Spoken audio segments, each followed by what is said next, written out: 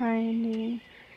ఇంట్లో పెరుగు ఎక్కువగా ఉన్నప్పుడు, సమ్మర్లో ఏమీ తినాలని లేనప్పుడు చాలా సింపుల్గా చేసుకుని మజ్జిగ చారు. ఫస్ట్ చిక్కని మజ్జిగ తీసుకొని అందులో 1/2 స్పూన్ పసుపు, అలాగే టేస్ట్కి సరిపడినంత సాల్ట్ వేసి మిక్స్ చేసి పక్కన పెట్టుకోవాలి.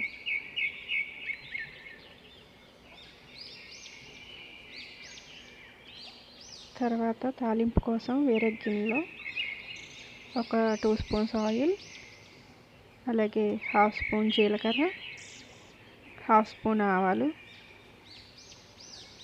2-3 ఎండుమిరపకాయలు వేసి ఒకసారి వేగనివ్వాలి. తర్వాత తాలింపులో 2 మెంతులు కూడా వేసుకొని 1 నిమిషం పాటు వేగనివ్వాలి.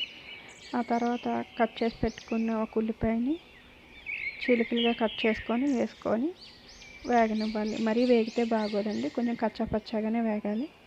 అందులో ఒక రెబ్బ కరివేపాకు వేసి వేగనివ్వాలి. ఆ తర్వాత మనం ముందే కలిపి పెట్టుకున్న మజ్జిగ ఉంది కదండి, ఉప్పు పసుపు కలిపి పెట్టుకుంది, దాన్ని ఆ తాలింపులోకి వేసేయాలి.